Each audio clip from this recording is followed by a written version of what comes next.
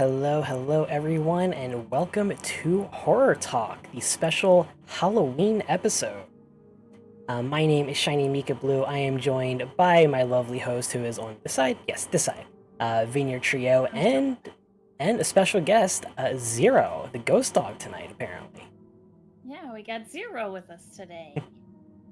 And that's also because Nosferatu wants to keep getting sweet pumpkins on his head, and that's not okay. Right. But also Zero's cool. Yeah, Zero is better than Nosferatu.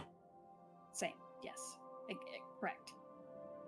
But yes, tonight we are going to be talking all things Halloween. We are going to be going into the origins of Halloween, as well as our personal Halloween traditions. And we invite everyone to talk about their own Halloween traditions as well. Of course. As always, we love hearing back from everybody else as well. So, most definitely, when we get to talking about our traditions, please share yours. Yep. And if you're catching this on a replay, share them down below. I want to read them. Nosferatu has pumpkins again. Stop it. Stop it! But yes, again, this is Horror Talk, the special Halloween episode. My name is ShinyMikablu. I am primarily a horror streamer over on Twitch, but also sometimes here on YouTube. I've got some nice horror YouTube content coming up, so don't know when that's going to come out, but be on the lookout for it. Yeah, Jan, tell everyone a little bit about yourself. Obviously, my name is Jan, and I am the Good Witch of the Midwest. Good? Really? That's what you're going to go with?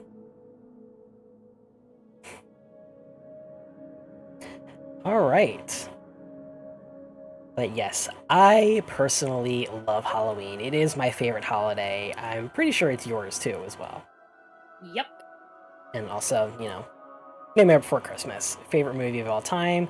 It is a Halloween movie. It is a Christmas movie. It is an all year round movie, in my opinion. Everyday movie. It is an everyday movie. Everyday movie. I actually do have a tradition of watching Nightmare Before Christmas on Halloween every single year.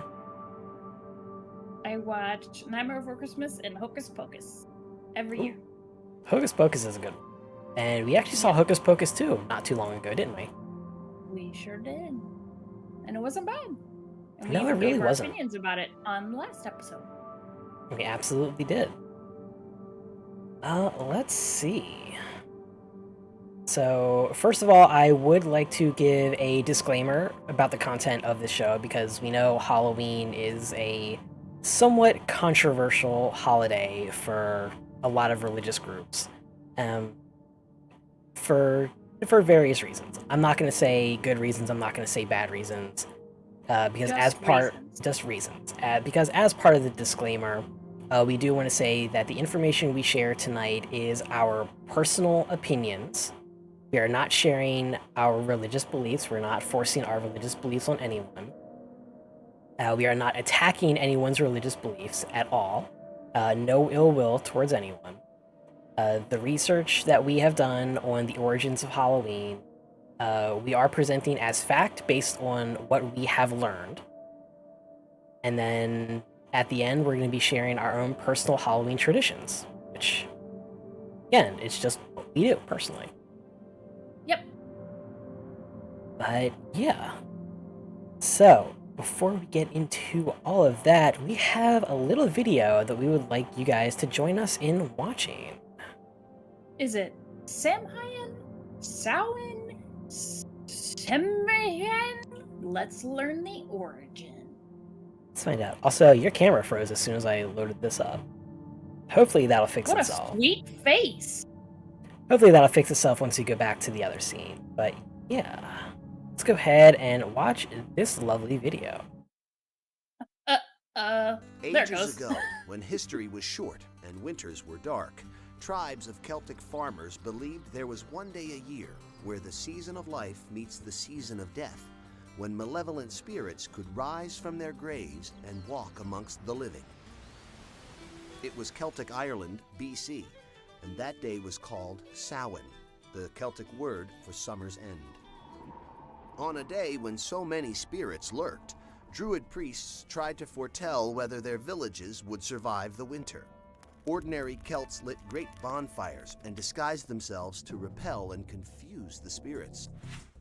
In the 8th century, in a likely attempt to distract the Celts from their pagan practice, Pope Gregory III established All Hallows Day, a day honoring all saints, known and unknown, on November 1st. Europeans accepted the new holiday, but saw no reason not to enjoy their traditional rituals as well, and soon Samhain became known as All Hallows Eve. From there, it was a short walk to the name we all know today, Halloween. Predictably, such a heathen tradition was of no interest to America's first Puritans, and so it, like Europe, was left behind. Until the mid-19th century, when a potato famine drove over 1 million starving Irish and their folklore across the Atlantic and into America's port cities. An ocean from home and immersed in a cultural melting pot, their traditions began to change. The roaring bonfires shrank to lanterns carved from gourds, the first jack-o'-lanterns, and the Celts' demonic disguises became the sinister costumes of modern-day Halloween. The origins of trick-or-treating remain unclear.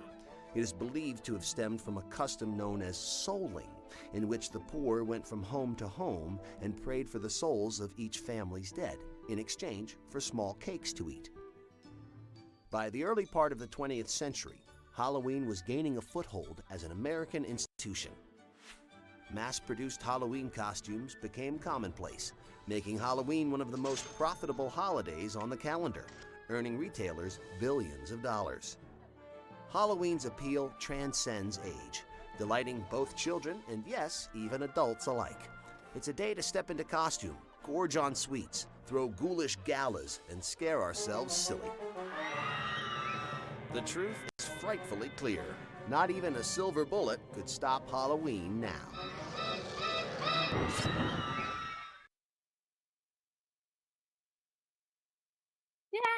All right. So, yeah. Video was a little bit campy, but, I mean, you get the idea. Yep. So, what we have been able to find, and that video was courtesy of the History Channel. What we've been able to find so far is that Halloween, like the video said, Halloween began with the Celtic festival of Samhain. Oh, and there goes Zero. Bye, Zero. He nosedived. He rolled over in his nap. We're gonna deal with Nosferatu having pumpkins, so whatever. It's fine. Your camera went blurry. Figure your shit out. There it goes. Okay, I should probably turn the music back on. Alright. But yes, Halloween originated with the Celtic festival of Samhain. The Celts, who lived about 2,000 years ago in the area that is now Ireland, the United Kingdom, and northern France, they celebrated their new year on November 1st, or thereabouts. This day marked the end of the summer and the harvest, and the beginning of the dark, cold winter, a time that was often associated with human death. The Celts believed that on that night, for the new year, the boundary between the worlds of the living and the dead became blurred. And on the night of October 31st, they celebrated Samhain, when it was believed that the ghosts of the dead returned to the earth. Which is interesting. And for those that don't know, it is pronounced Samhain. And it is spelled Samhein. Or, I'm sorry, Hain. I always do that. It looks like Sam Hain. It really does look like Samhain. Yeah, and it's Samhain. Samhain. Celtic words are weird. They are weird. The ancient Celts marked Samhain as the most significant of the 4 quarterly fire festivals, taking place at the midpoint between the fall equinox. I will get words today. I promise I will do my very best. But it's the midpoint between the fall equinox and the winter solstice. During this time of the year, hearth fires in family homes were left to burn out while the harvest was gathered. After the harvest work was complete, celebrants joined with druid priests to light a community fire using a wheel that would cause friction and spark flames. The wheel was considered a representation of the sun and used along with prayers. Cattle were sacrificed, and participants took a flame from the communal bonfire back to their home to relight the hearth. Now, some of that actually sounds, tiny bit familiar with the Halloween traditions that we know here in America. Vineyard and I are, in fact, American for any viewers that we have who are not. And Halloween is a really, really big deal around here. Yes.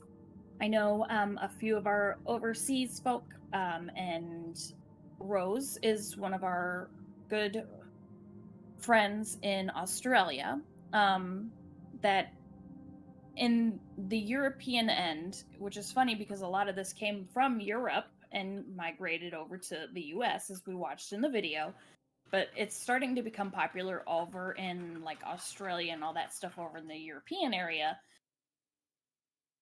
It's starting to build back up. Like it's starting to become a big thing. Like people are starting to do it again and it's becoming popular.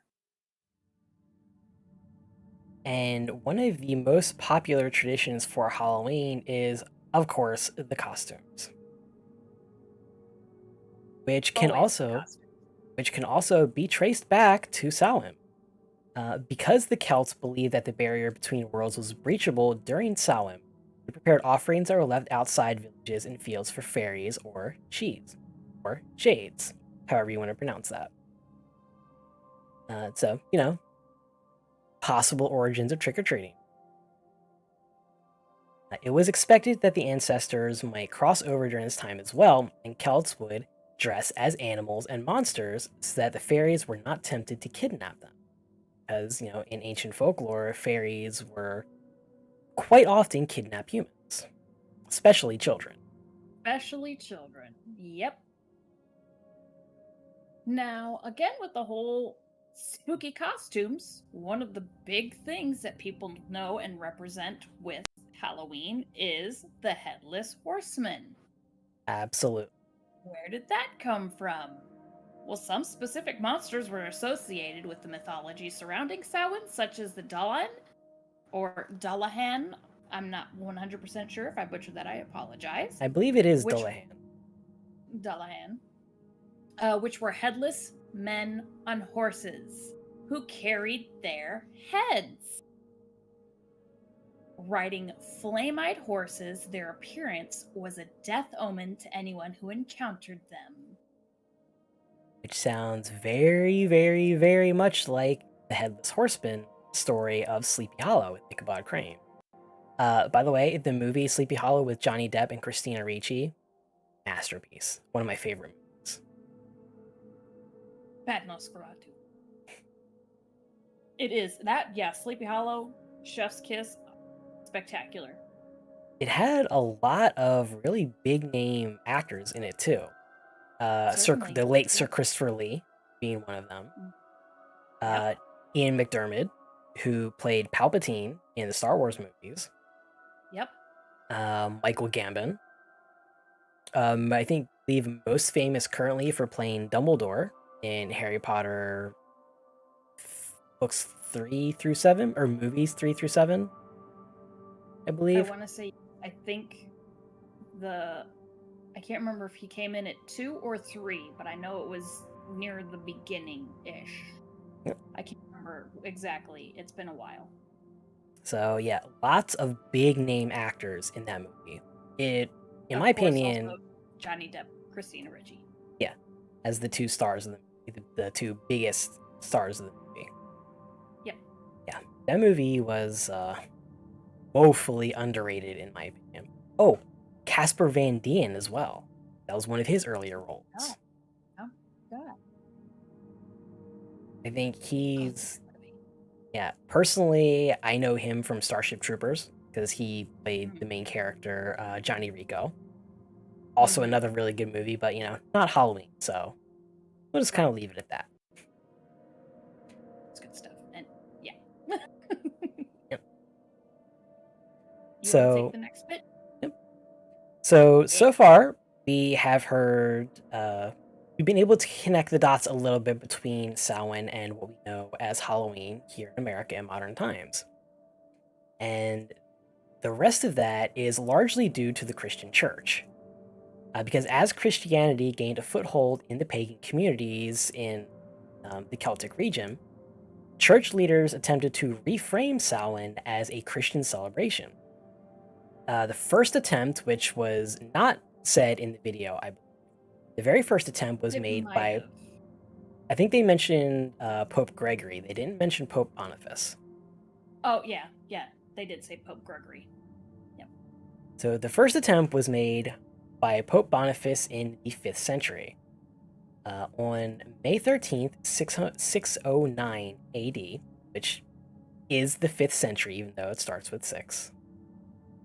Actually, no, that would be backwards. That should be 7th century. Yeah, I was about to Anyway. say that should be. Yeah, Anyway. No, because when we were in the 19th century, we were in early 2000s. Yep, you're right. It's 5th century, 600. Yes. Right. Okay. No, 20th century was the 1900s.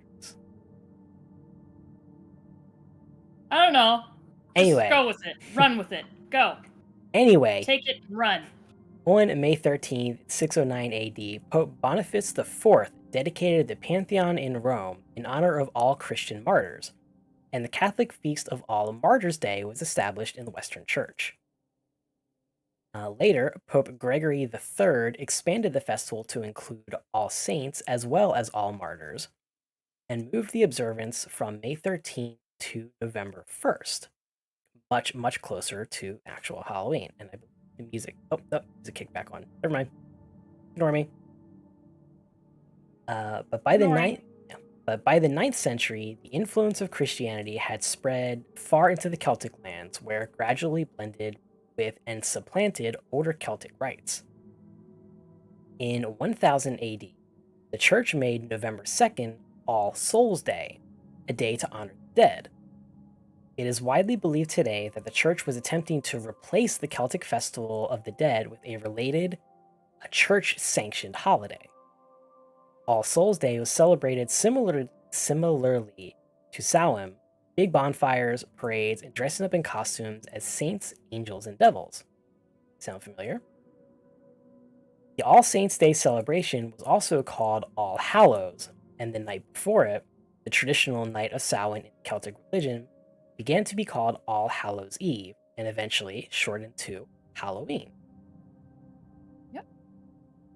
So interesting how it spreads from dates and names, but in the end, it's what we all end up knowing as Halloween. Like watching the evolution go through the generations and from this particular space and get transported here and then get transported through religion, from paganism to the religion, and just taking it to Christianity, and now it's Halloween.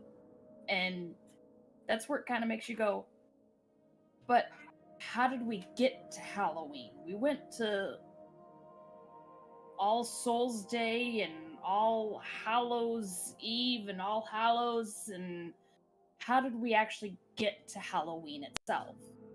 Well, the celebration of Halloween was extremely limited in colonial New England because of the rigid Protestant belief systems there.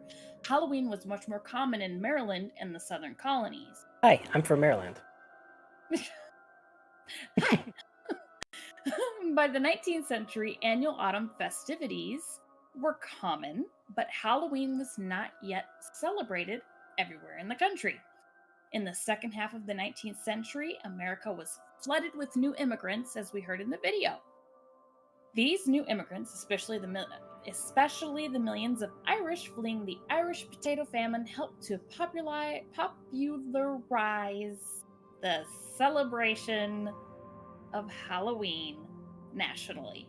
Words, I will get them. We can words the best words. Tomorrow. I will words all my words tomorrow. Talk to you then. Yep. So, again, Samhain originated It's with the ancient Nosferatu, Celts. And yes, that is Nosferatu. He- And if you look, he's if you look, really, really trying to get pumpkins on his head too. if you look really, really close, you can see his eyes kind of blinking a little bit. There's an eyelash effect. It's trying so hard to find the eyes. It really is. And then earlier I was like, well, is it gonna Oh, do there it we to go. Mikey? It did. Instantly. Instantly did it to Mikey. Pennywise, however, he doesn't get pumpkins. But Mikey. There you go, Mikey. Yay, he's festive. So it's Nosferatu, Mikey. Stop with Nosferatu, get Mikey. Thank you.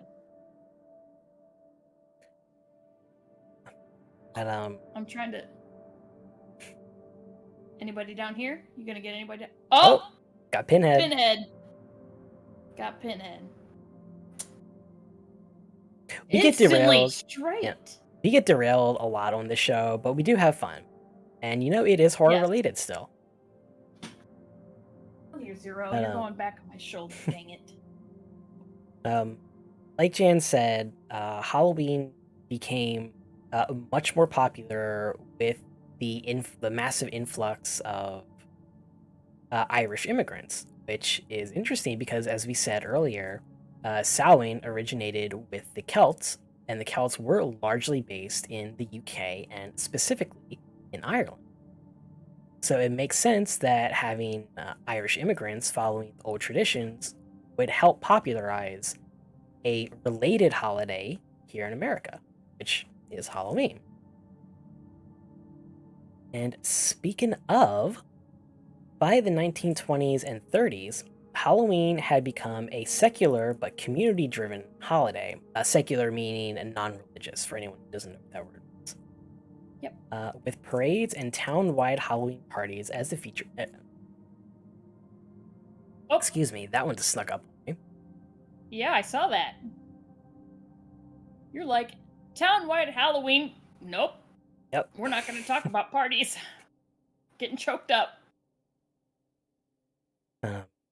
Yes, despite the best efforts of many schools and communities, vandalism began to plague some celebrations in many communities during this time.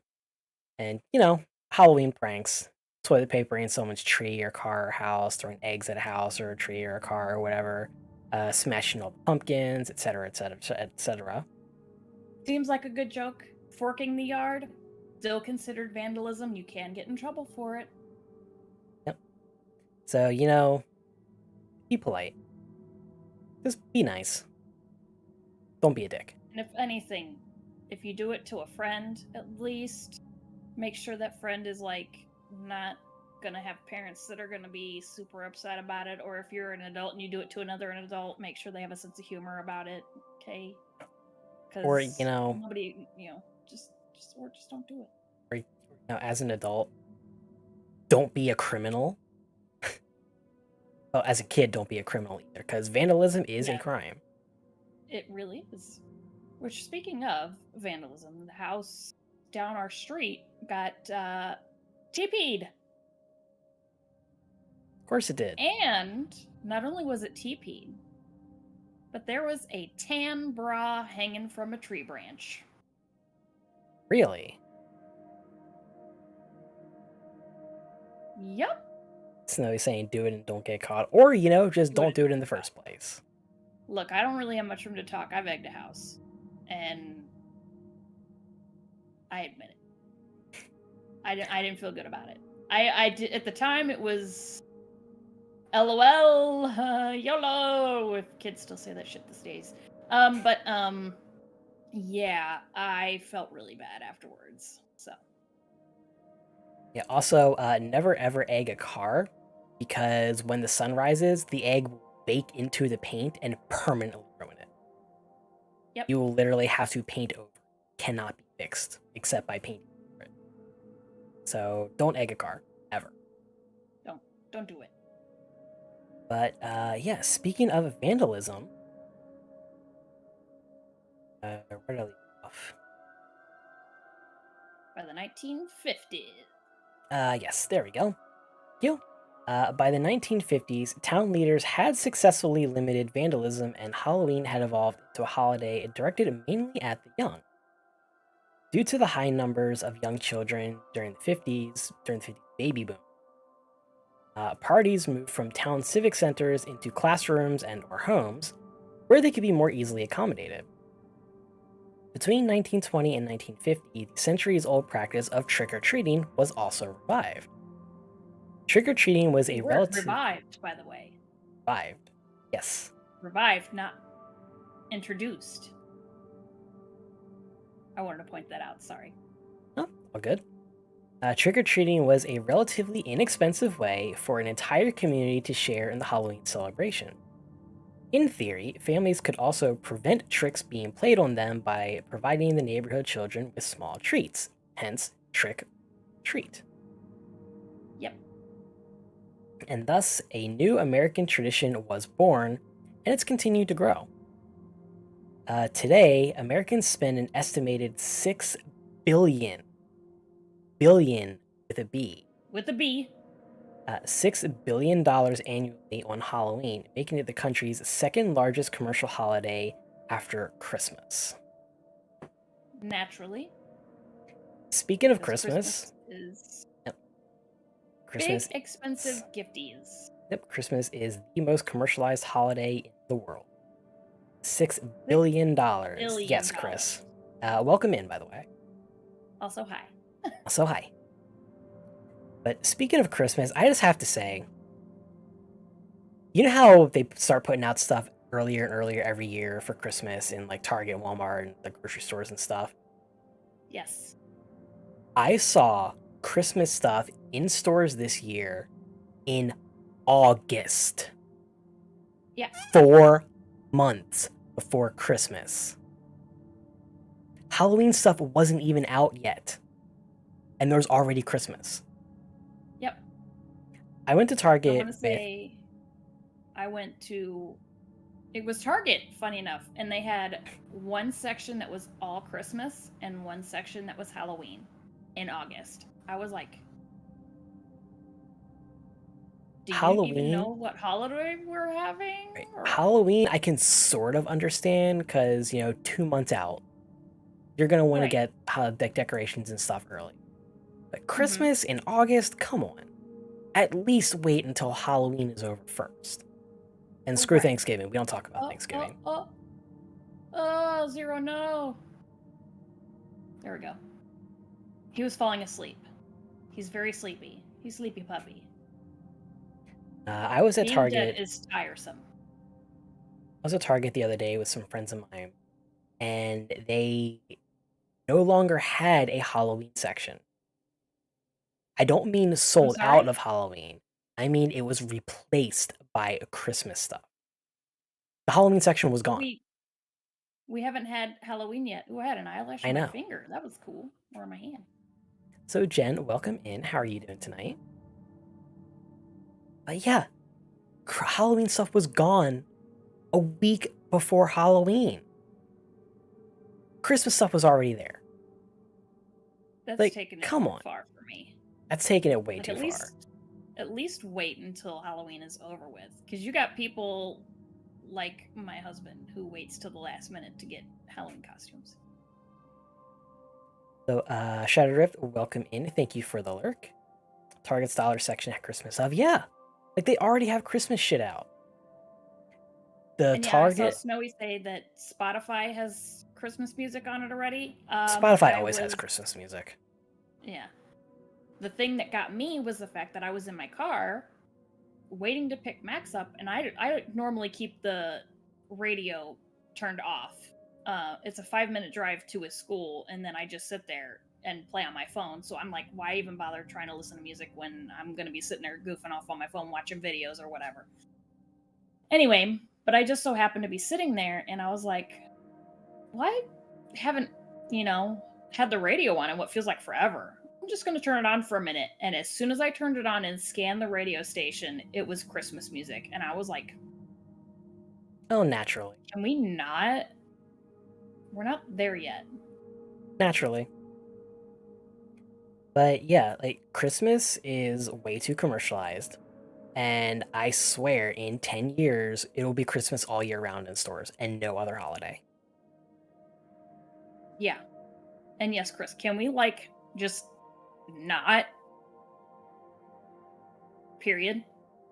One of my favorite Christmas sayings that I actually saw a couple years ago is there are 12 days of Christmas, and none of them are in fucking November. That's a hard fact. I will say now, I've got nothing against people who decorate right after Thanksgiving. Totally fine.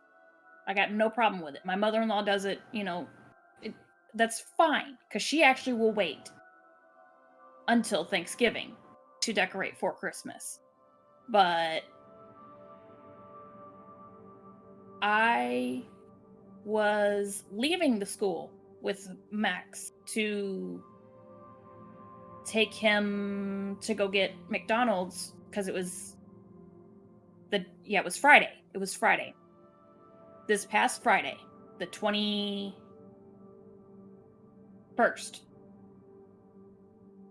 Dates. What are they? I forgot. Anyway, so on Friday I was picking him up from school. He's on fall break. And so I was like, it was your last day of school before fall break. Let's go get McDonald's, as a treat. As I'm sitting there getting ready to turn out of the school, I look across the street and Christmas decorations. They got the Christmas lights on the house and they're already putting Christmas decorations out. Come on, at least wait until Halloween's over. Halloween is just as important as Christmas. More so, in my opinion. Yeah. Because Halloween is more about fun than super overly priced gifts. But we will probably be having a Christmas special episode, at least Christmas themed horror episode, later in the year in a couple months when Christmas is closer. Yep. Tonight is all about Halloween and our personal Halloween traditions. Yep. Now that we've talked about Samhain and where the Halloween tradition started itself, where Halloween itself was born and came from, now let's talk about our personal traditions ourselves. And I will say for me, I have my childhood traditions, and then I've got my own family traditions that I started after I had my own family. What about you, Mika? Did you have traditions growing up that you've changed since becoming an adult as well? Absolutely. Like pretty much every other kid in America, I used to go trick-or-treating on Halloween. And it would always be on Halloween, no matter what day of the week that fell on. So, for example, this year Halloween is on a Monday. Probably the worst day for Halloween. Yeah. And, because, kids have school the next day, adults have work the next day, you can't really stay out too late. No one's going to be leaving candy out, like, all night, like if they do on a Friday or Saturday or something. But we would always go trick-or-treating on Halloween, me and my brother and my parents. One of my parents would always stay home for candy, the other would always take us out, and it kind of alternated which one took us out and which one stayed home. Halloween around here used to be a pretty big deal. Not as much anymore as people have grown up. Kids have grown up and have moved out of the neighborhood, and there's just not a lot of kids that come around anymore. So trick-or-treating isn't really that big of a deal around here anymore, but we still do get candy just in case we get a bunch of trick-or-treaters. And I will say the last couple years, more and more kids have been coming around. So it's been nice to see. But yes, we would always go out, we would always go trick-or-treating, we would always be in costume. I was a ninja half the time. Like, more than half the time. Because I like ninjas.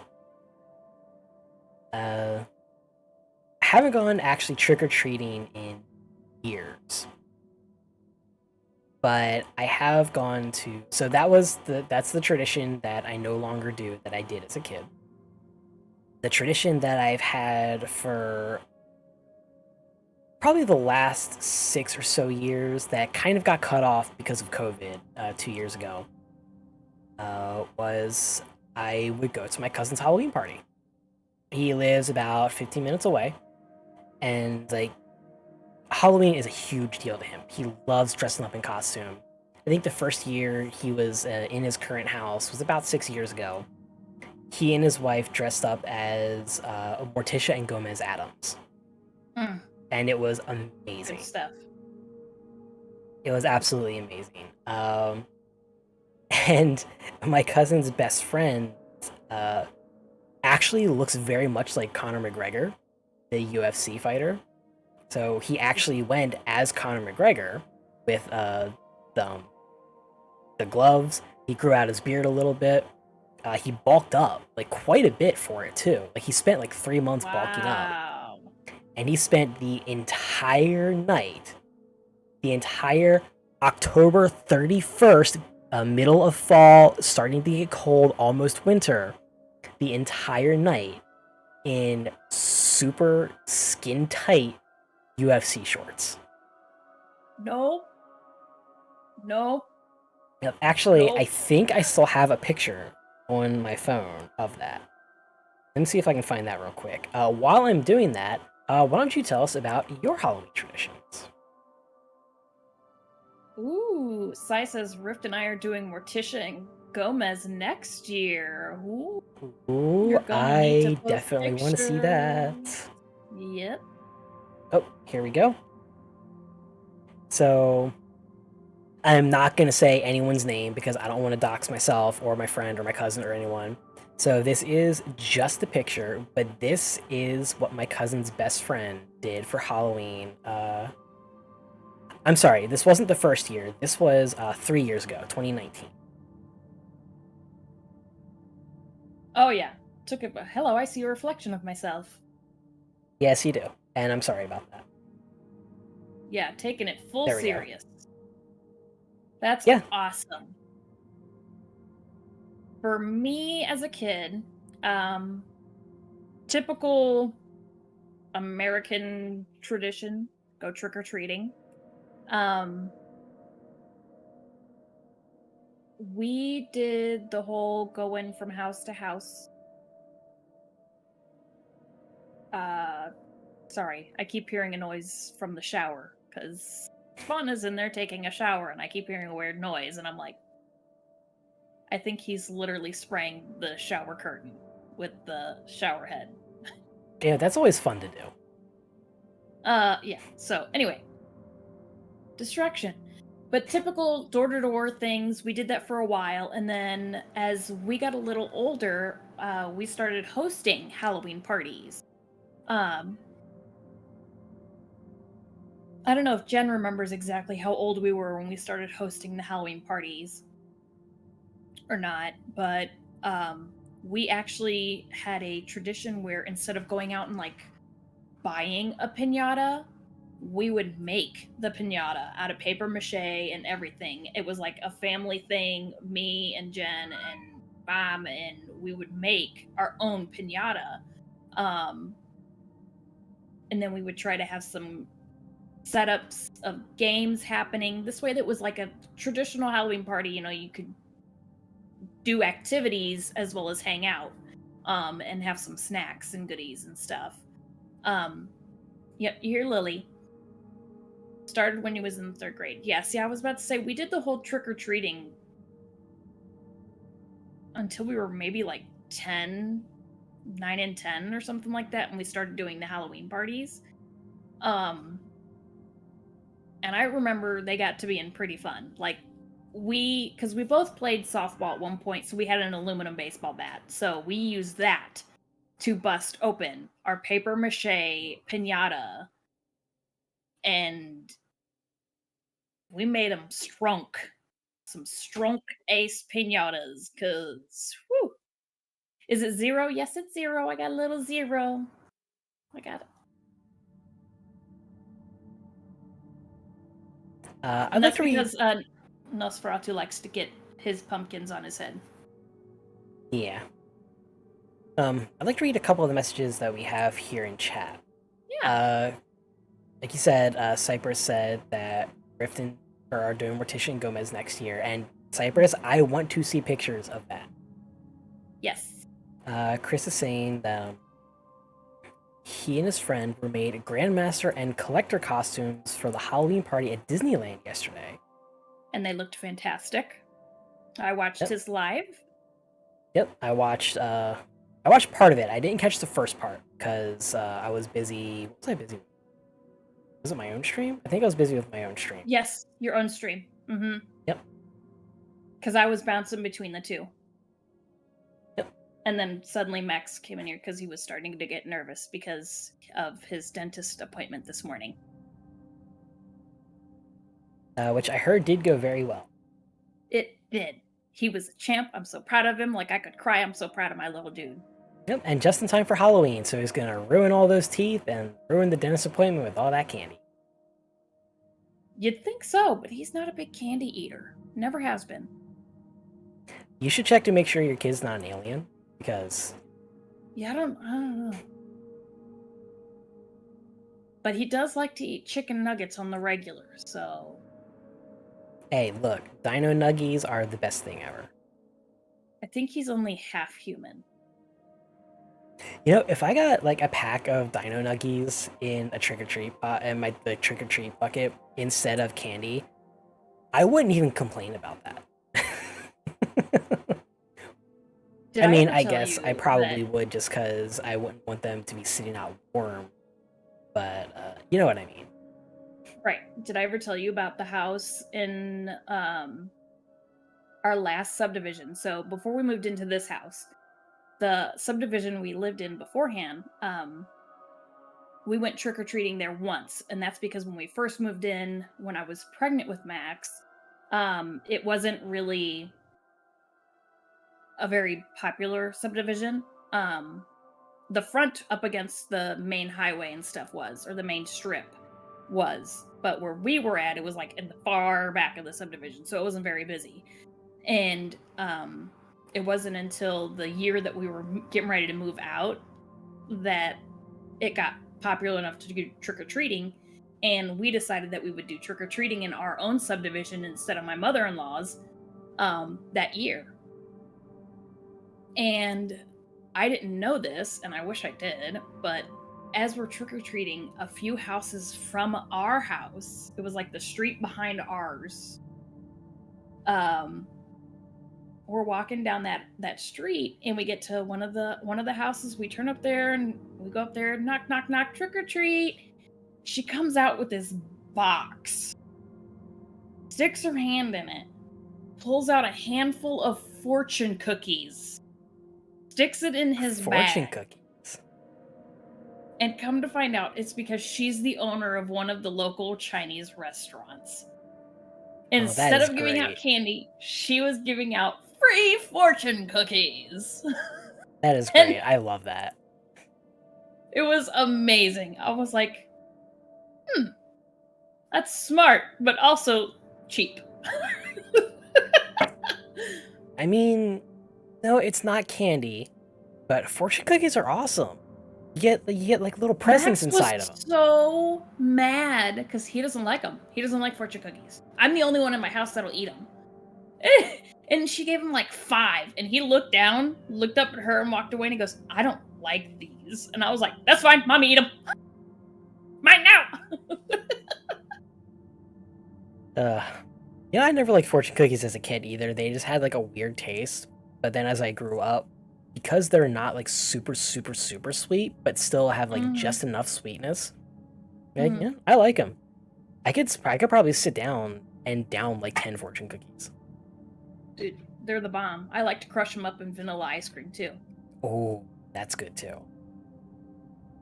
But yeah, so, and I think it's funny that Chris says the piñata never stood a chance. There was a couple of times we had to get my dad to come out there and basically beat open the piñata because none of us could get it to open. Made it too strong.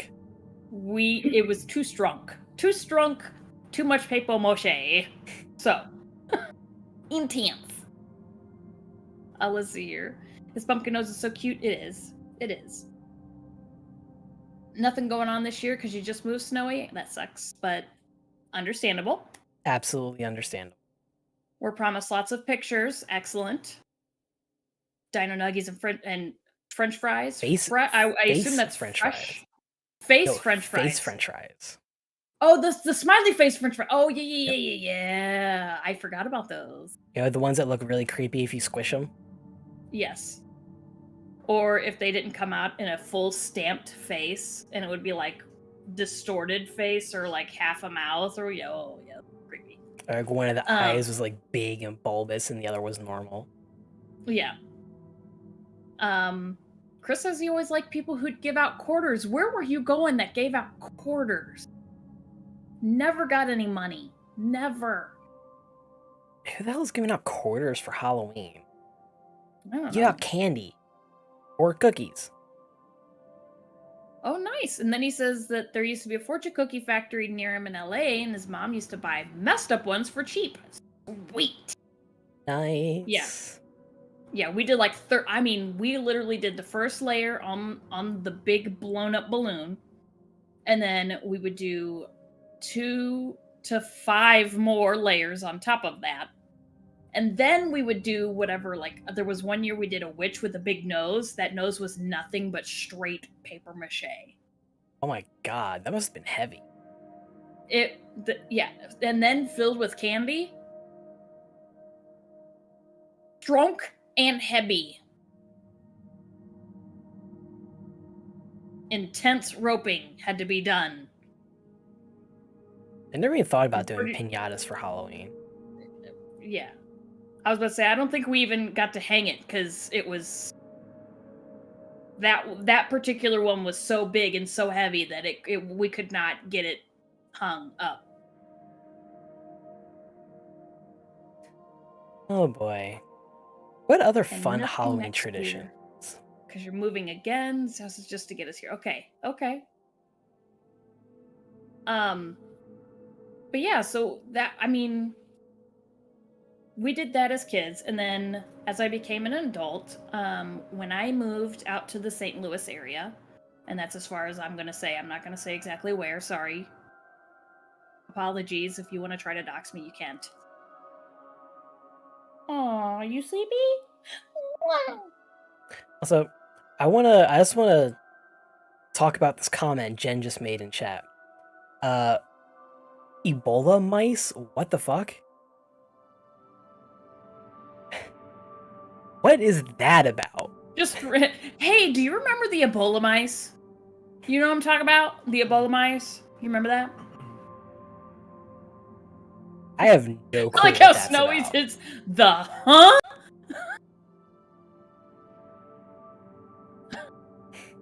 Just no context. You remember the Ebola? There you go. There's another good no context quote of the day, everybody. You remember the Ebola mice? You remember that? I'm adding that to my list right now, actually. Because that is a very good one. Do I remember the mice? Yes, I do remember the mice. Vaguely, because it was a while ago. I have slept since then many a time. But after I moved to the St. Louis area, I started to have a tradition prior to having my son, where every year on Halloween, I would dress up as an adult, yes. Having no children, yes. Would dress up. You were never too old for trick-or-treating. You're never too old to dress up. No, but I would dress up and stand out on the driveway to hand candy out. Literally. I would be dressed up just to hand candy out. And I loved it. You know what would be a perfect costume for that? The Weeping Angel from Doctor Who. You're terrifying. Stop it. I mean, I did horror talk. I know. I did cute things. I dressed up as like Disney princesses and stuff. Oh, you mean like the Xenomorph Queen? Who is technically a Disney princess now.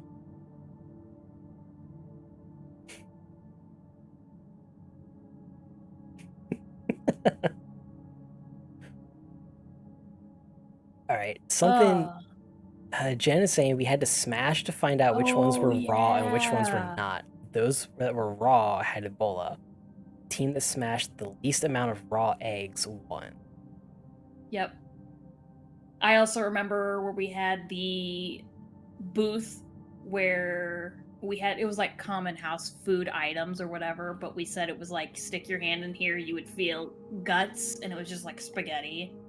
Or And like you stick your hand in this grapes with one, the it was, eyeballs. yeah. And that was a fun booth too. That was a good one. I like that one. And then we had an aunt do fortune telling. That was fun as well. Anyway, but I would dress up, hand candy out, and then the year I was pregnant with Max, I did not dress. I still handed candy out, but I did not dress up. I felt like garbage. I was tired. I was cold. I was miserable. I literally was dressed up as a pregnant woman. There, I did dress up. I did dress up. I mean, was pregnancy dressed up will do as that to you. a cold pregnant lady. I was in sweats and everything. But then Method costume. that invented costume. I said method costume, like method acting. Costume. Yes, I was method costuming. But then after Max was born, someone joined the call in the background. This one right here. Oh, This is yeah. husband. This is my husband. I thought you meant someone actually joined the call in Discord. Like, wait, what? No, Yeah. they didn't. I did too. I did too. I was like, what? So we're getting ready for stream. Is that okay? Yeah, Cypher's absolutely Yes. fine. Go for it. That's husband. Before you start again, I just do want to say, tonight's episode probably will be shorter because Yes. we've already gotten through all of the information we want to get through about the origins of Halloween. And if you were not here for that, you can always go back and rewatch the video. It is posted on YouTube as soon as we're done. And right now, we're just talking about like our personal Halloween traditions and Halloween stories and stuff like that. So our episode tonight will be a shorter episode, so relatively comparative. Right. You know what Probably I mean? by like Words. 20, 30 minutes, something like that. Yeah. Yeah. And then after Max was born, things changed just a wee bit.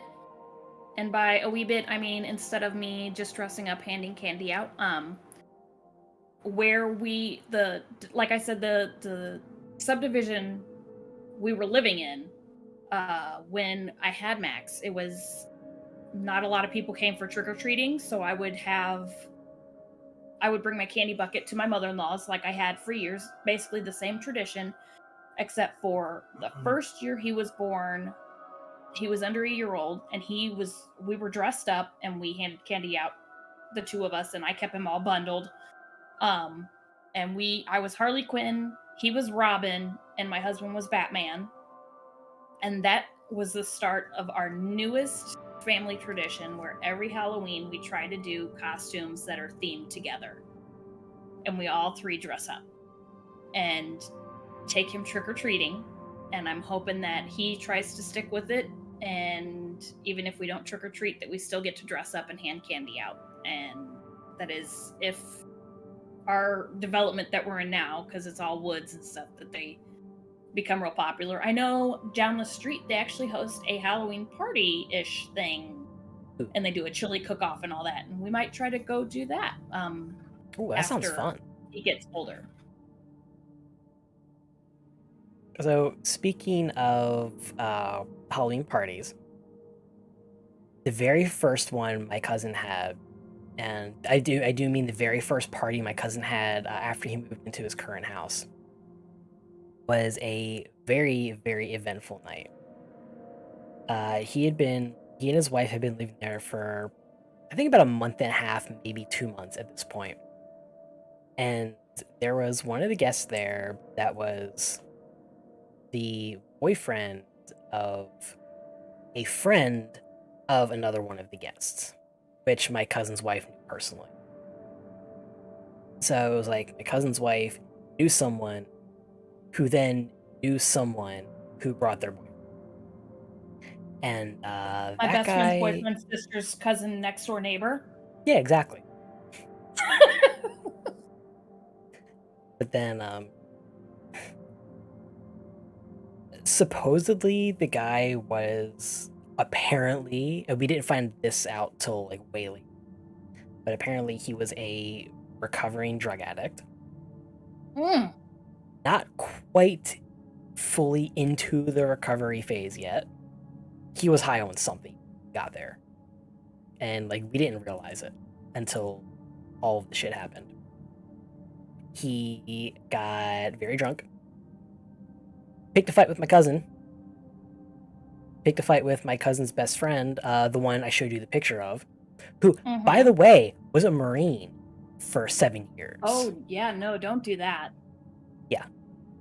So, yeah, picked a fight with my cousin, picked a fight with him, picked a fight with my uncle, who is very not fat, but big. Just like a big person.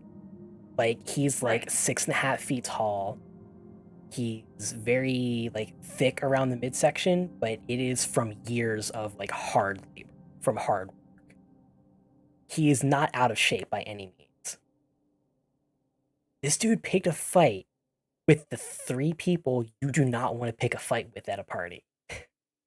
You got a Marine, a bouncer looking dude, and then one other person, and you just want to sit here and pick a fight with that person? Yeah, you an idiot. You dumb. Bye. Yeah. So from what I remember, it started because the dude and his girlfriend got into an argument. Because, like I said, apparently he was high. She didn't know. And she found out because like he did or said something that he wouldn't have if he was sober. And yeah, all this shit started. Cops were called. We really thought the guy, though from the way he was talking, we really thought he was going to do suicide by cop. Thankfully, You mean soup decide? Soup decide? Seppuku, Wink. Sudoku, It's Sudoku. Sudoku. Yes. There we go. Let's He was cover doing, he was doing ourselves. There we go. Sudoku. But He wanted to do Sudoku with the cops. Yeah. But thankfully, we managed to the Marine and my uncle managed to like get him out of the house and like out the front door and onto the street, where he like really almost immediately calmed down. And he was just sitting there like, I'm so sorry. I know I shouldn't have like done anything. Just, you know, I'm just let me and my girlfriend leave. And then my cousin was like, yeah, fuck no, you're not going anywhere with her. She's staying here. We're calling you an Uber and you are getting out of here. And thankfully he agreed to that. So the Uber got there about 5 minutes before the cops did, which is kind of ironic, honestly. But like he was gone by the time the cops showed up. But 2 months my cousin was living there. Didn't even really know the neighbors yet. Half the neighbors were there at the party because my cousin wanted to make a good impression on everyone. Of course. But like other than that, the party actually went really well. Like it wasn't loud. Even though there was karaoke in the basement, my cousin has like he completely soundproofed the basement, so you couldn't even hear it outside, no matter how loud you were, or no matter how bad. I like how you said, no matter how loud you were, no matter how bad you were. Well, karaoke is about singing bad. It's not about being good. It's about having fun. That's true. Wait a minute. You said it's about how bad you are. Like it's meant to be. You're meant to be bad. Jen said I'm good at karaoke. That means I'm bad. New Halloween tradition.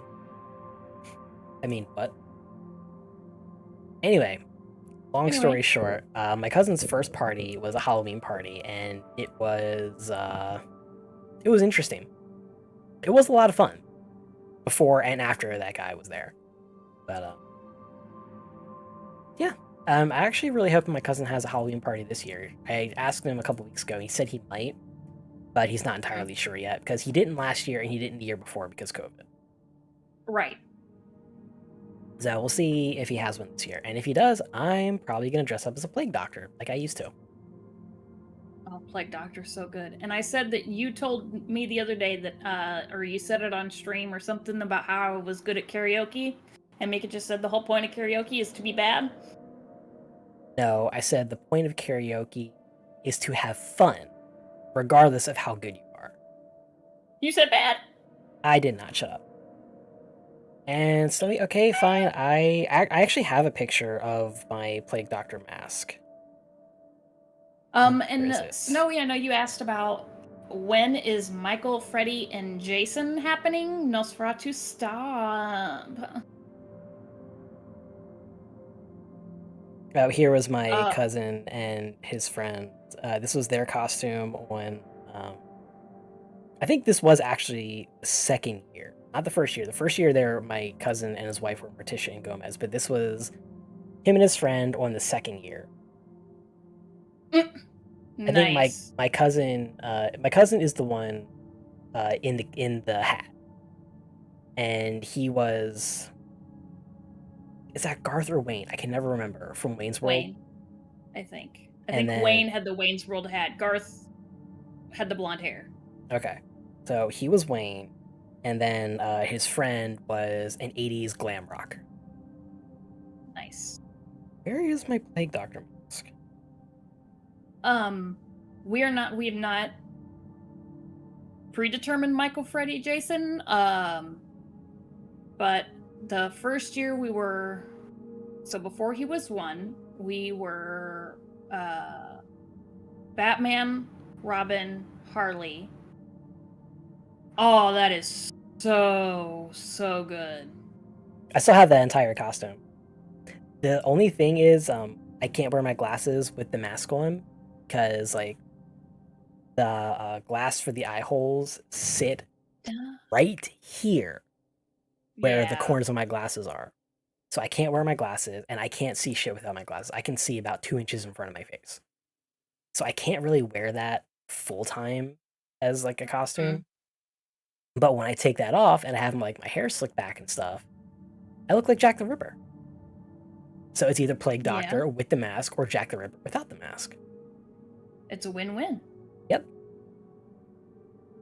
When Max was 1 going on 2, he was Link, and I was Navi.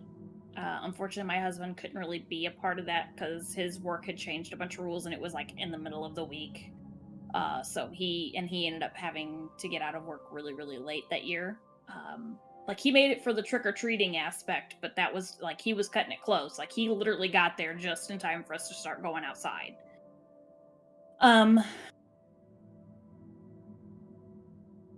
Then he was Mickey Mouse, I was Minnie Mouse, and my husband was Toodles, which he literally wore. I made Toodles on a cardboard poster board. That's it, on poster board, and I put lights in it so it lit up. So when we walked around, he had a lit up Toodles sign on him. So he was Toodles floating around next to Mickey Mouse. Oh, that's great. And then he was a young Jedi, and me and my husband were Sith, and all 3 of us carried lightsabers. We did that.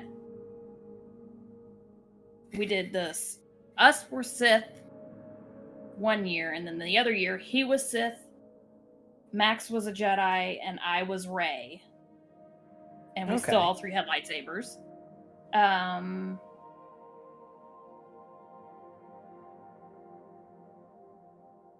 I can't seem to think if we've done anything other than that. This year, we're doing Stranger Things. Me and my husband are going to basically kind of just wear regular clothes, but we're going to be Winona Ryder and Hopper. I can't ever remember Winona Ryder's character's name. I keep wanting to say Hopper. I keep wanting to say Hooper. Like, I'm really close, but slightly off. So he's going to be Hopper. I'm going to be whoever Winona Ryder's character is, because I don't remember her name. I keep telling him he needs to go as Steve in Scoops Ahoy costume, and he won't do it, and I'm very sad. but it should be a thing. And Max is going as a Demogorgon. Nice. That's actually a really good costume. And he's our little Demogorgon. He's our demo pup. Demo puppy. So I have a question for you as well as everyone in chat. What is the most embarrassing Halloween costume that you have ever worn? Ever worn? And while you're thinking, I will go ahead and say what mine was. So I have a younger brother. He's younger than me by about 3.5 years. And when I think I was 6 and he was 3, my mom made us go as grapes. I was red grapes, he was green grapes. I had a purple sweatshirt on, purple sweatpants, purple hat, like a beanie style hat, and my mom blew up purple balloons and safety pinned them to my shirt. And my brother wore green sweatshirt, green sweatpants, green hat, and had green balloons safety pinned to his clothes. We were Homemade 2 bunches of costumes. grapes. Come on. That is precious. It is precious, but it is fucking embarrassing because grapes! We were grapes! So? What's wrong with grapes? I don't like grapes. I like grape juice. I don't like grapes. I like adult grape juice. Snowy says, a homeless person. I was in trouble that year and they just took pants and a shirt that I didn't care about and just tore holes in them. Hey, if it works, it works. I mean, yeah, if it works, it works. There was one year I took a name tag, like one of those "Hi, my name is," and I stuck it on my chest, and I wrote God. I went as God.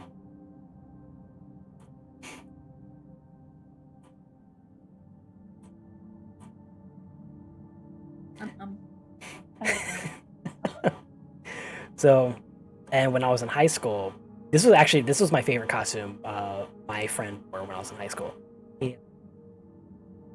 He dressed up as an egg, like a fried egg, and like made this giant egg costume out of foam rubber. And he had little devil horns and a pitchfork. He went as a deviled egg. That's big brain plays right there, because there was one time for work. I went real quickly to the dollar store and I bought 2 pom-poms. And then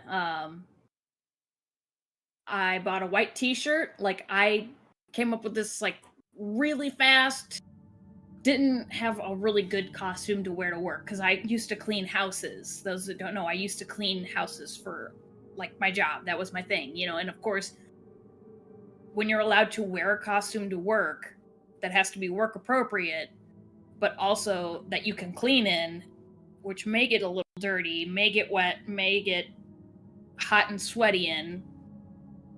It kind of limits your idea of what you can really wear for a costume. So I bought 2 cheap little pom-poms, a white t-shirt, and a couple of Sharpies, and I wrote fan on it. Or no, I wrote ceiling. I wrote ceiling on it. I wrote ceiling, exclamation point, and on the back I wrote number 1, and I was ceiling fan. I was a ceiling fan. I was the number 1 ceiling fan. Pun costumes are fun. Mm-hmm. That was, I want to say, probably my most embarrassing, because I literally did it the day before and I made a joke about it, and my coworker was like, that would be hilarious, and I did it, and everyone was like, why do you have ceiling on your shirt? And I like whipped out my pom-poms and I went, go ceiling! And they were like, I don't get it. And I'm like, I'm a ceiling fan.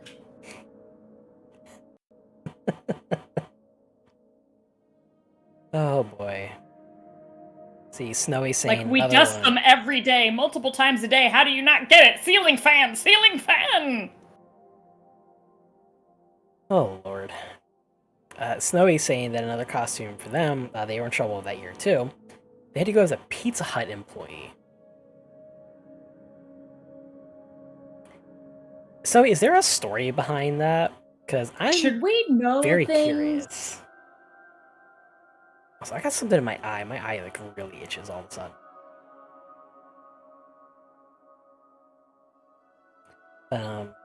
Anyway, Tried not having an itchy eye, maybe, yeah, possibly. I tried. It didn't work. I get a feeling that if my husband was asked this question, what was the most embarrassing costume for him, it would probably be when he had to dress up as Toodles. The Dryad, welcome in. Good evening to you as well. Hello? Speaking of husbando and embarrassing costumes, he's right there. Would you like to ask him? Have him as an impromptu guest on the show? Husbando, what was your most embarrassing costume?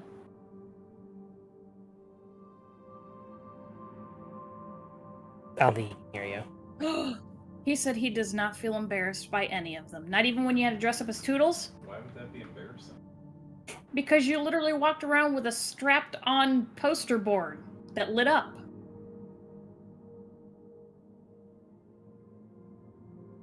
It was a family costume, but I didn't know if you considered it embarrassing. You kind of fought me on it at first. Don't think it's embarrassing. Okay. Okay, yeah, fair enough. And yes, most embarrassing costume. Yes. What was your most embarrassing costume? Mine was, as I mentioned a couple minutes ago, me and my younger brother, when I was 6 and he was 3, we went dressed as bunches of grapes. With balloons as the grapes. And mine was an impromptu Sharpie on a t-shirt, 2 $1 pom-poms. I was a ceiling fan, because I wrote ceiling on my shirt. Snowy saying, biological asshole, whatever that means, worked at Pizza Hut and you were in trouble, so couldn't trick or treat, and they didn't get you a costume, so they just got stuff. CC's, not Pizza Hut. Okay. CC's, not pizza. Where and yeah. Okay. Fair enough, I suppose. I can't remember the last time I actually went trick-or-treating in costume. Last time I actually wore a costume was like the year before COVID. I was a plague doctor.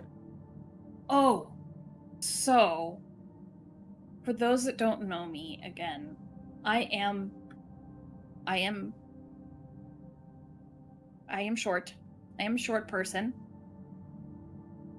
The year that we went dressed up as a family as Sith and Little Jedi, I was Darth Talon. I was about to say, were you the little Jedi? No, I was not the little Jedi. Little Jedi was Spawn. I was Darth Talon.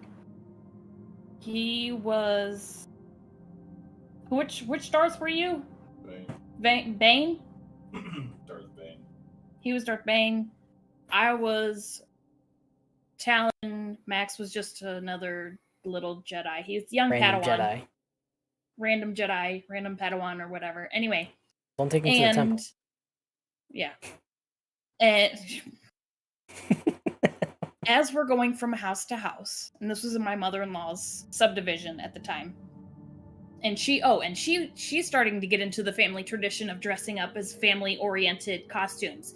That year, she went and bought a Chewbacca onesie, and she dressed up as, and she handed because she stays back and hands the candy out, while me, husbando, and Spawn go trick-or-treating together.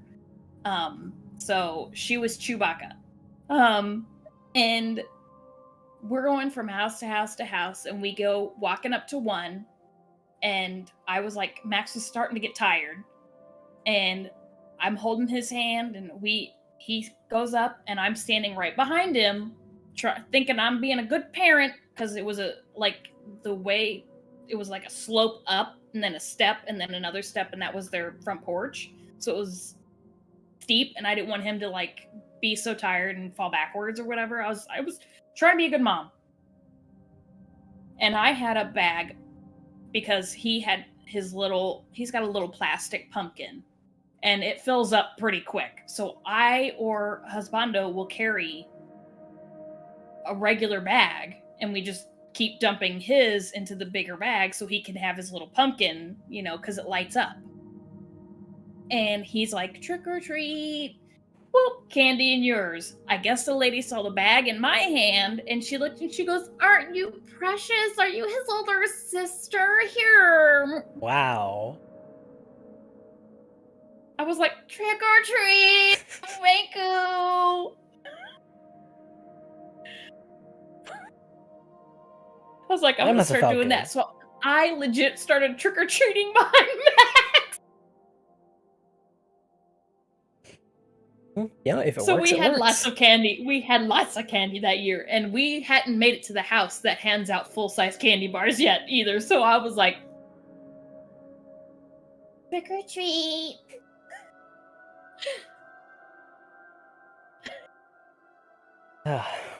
Going back Lots of candy. It was to good. going back to costumes, the Dryad, who is apparently Cedar / Fae of the Forest from your community, Yes. saying they used to think their most embarrassing costume was when their mother dressed them, a girl, up as a cowboy with a little mustache drawn on. Yeah. Okay. Nowadays they're like, well, that was surprisingly progressive. All right. Yeah. Yeah, fair I enough. remember my cousin dressing up as a cowboy, and then he was Woody. He was Woody. Still a cowboy. And Technically. he wanted a goatee. And my uncle drew it on him with Sharpie. He knew that you take a baby wipe, it'll come right off. Boy. Because baby wipes take everything off. I mean, baby wipes are whew, Literal they're bomb. magic. They are literal magic. And yeah. And so he drew it on. We went walking around. You know, we did the trick-or-treating. And I remember we came back to the house and he took his bath. And he flipped out that his goatee would not wash off. And my cousin did. He was like, Daddy, it will come off. We're all laughing. My uncle's like, I've got magic. And literally took this baby wipe and just barely rubbed his face, came right off. And it was so funny because he kept like, he was like, you gotta scrub harder, buddy. Because he took him into the bathroom. And he's like, get soap. Really? Do that. And he just was like taking soap and he's like,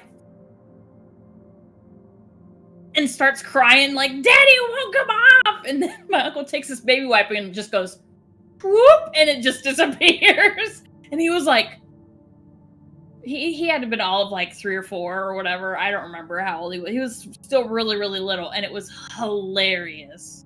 Literal magic. Doesn't let go. Oof, yeah. Typically, baby wipe gets it off. That's good to know. I didn't know that about baby wipes and Sharpies.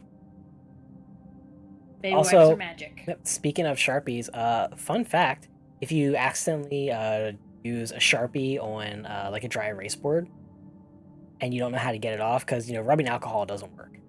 It just straight up doesn't work. The best thing to do is take a dry erase marker, color over the Sharpie mark, and then just wipe it away with the eraser. Comes right off.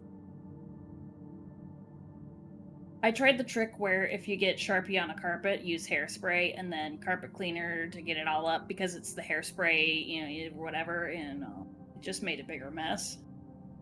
Yeah. Don't do that. Don't trust the internet. It's not all right. Don't trust the internet. Best quote by Abe Lincoln. Yep. And I'm pretty sure they put that on the $2 bill. Yep. We're so weird. Something wrong with us. I don't know. But apparently we're entertaining because we had people in chat. So. Yep. So I know we talked about our traditions and embarrassing costumes. Favorite candy? Go. Favorite candy in general or favorite Halloween candy? Favorite Halloween candy. Okay, first. just making sure. Okay, yeah. Let's stick to the Halloween theme. Favorite Halloween. Fair enough. Just making sure.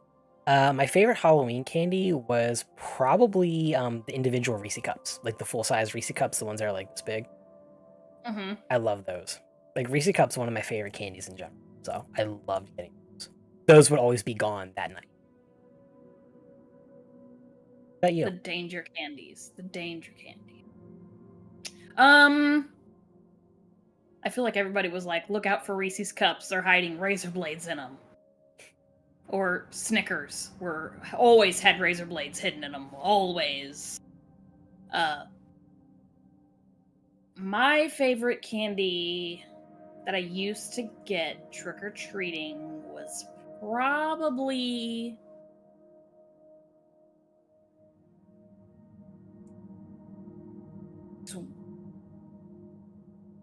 I think it was Sweet Tarts.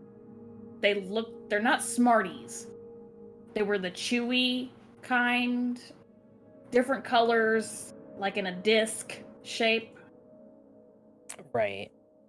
That was as a kid.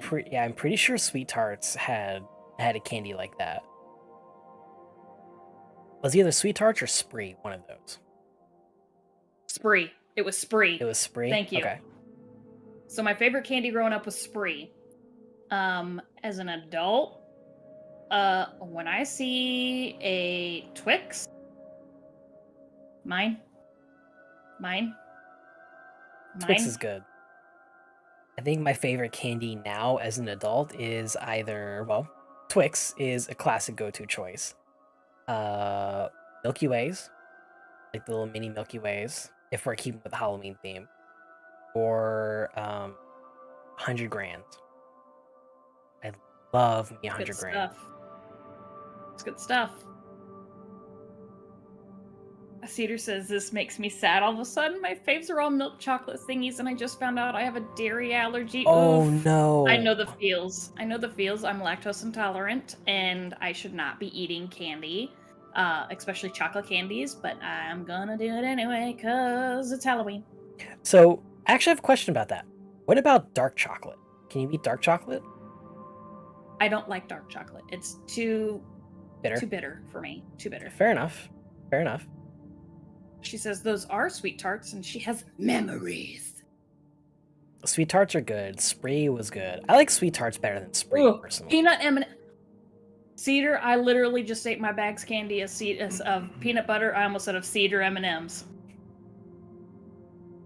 I'm not a fan of peanut M&M just because I'm not a fan of peanuts in general.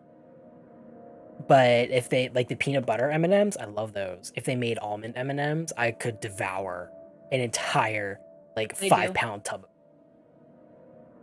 No, they don't. Shut up. Because if I know that they exist, I'm gonna go get some. No, they don't. Did you know for a limited time, it was around one of the Transformer movies came out, M&Ms literally made peanut butter and jelly M&Ms. And they were freaking delicious. Peanut butter and jelly M&Ms. How is that gonna work? So it was the candy coating outside. Right. But it was like a Reese's Pieces, the peanut butter instead of a chocolate. Okay. And then the inside was filled with like strawberry filling or whatever. And it was okay. They were the tits. Oh, I was so mad they didn't make them anymore. Oh my god, they were good. Also, Fandros, your coworker needs to just go sit in the corner over there. Also, I can't really say that because Max loves the candy pumpkins and candy corn. No one loves every candy year. That's the only candy he actually likes to eat on Halloween is that and Smarties. Both okay, are Smarties sugar. are good. Smarties are good. Why is it pronounced Reese's when it's spelled Reese's? It's not. It's pronounced Reese's, but I've always pronounced it as Reese's Pieces. I've always been also made fun of for that. And I found out that I'm not the only person in this world that does it. That it's Reese's Pieces. I say Reese's Pieces. Just because it rhymes. Well, fuck you. It's Reese's Pieces.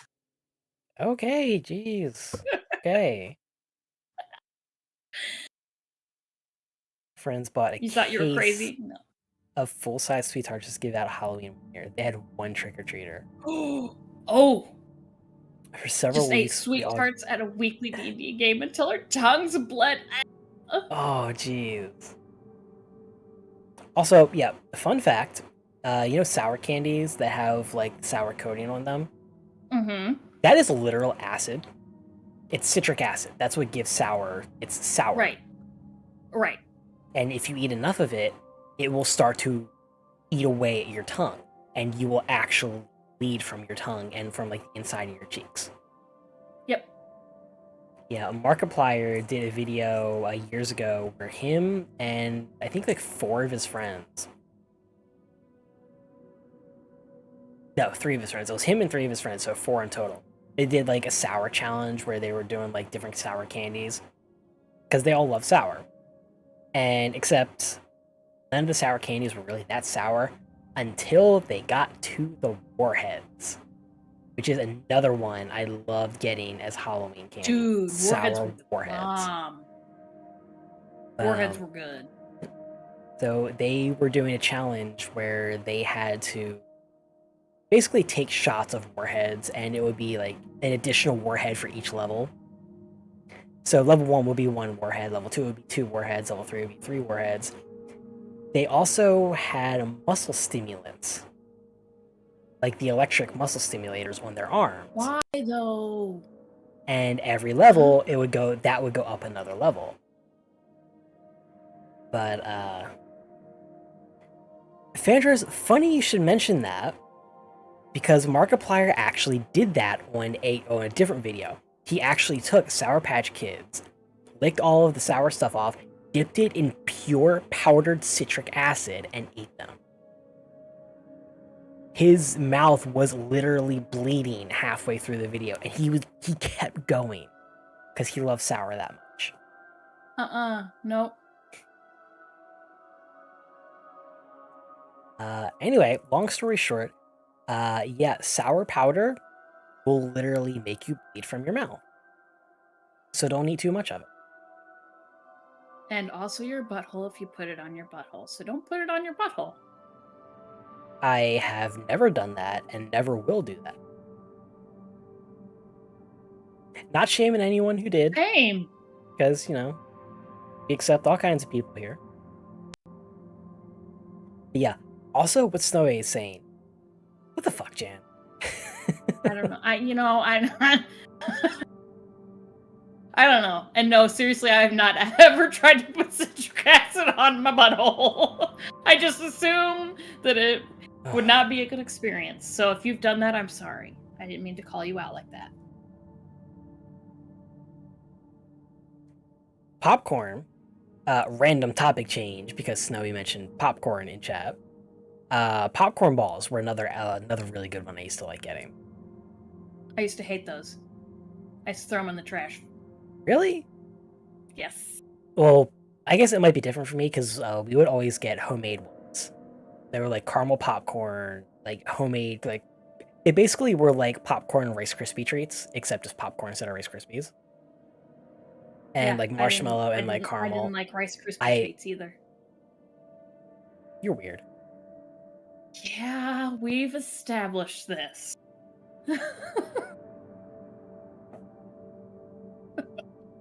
Look, I'm not the only one. Snowy says I hated those.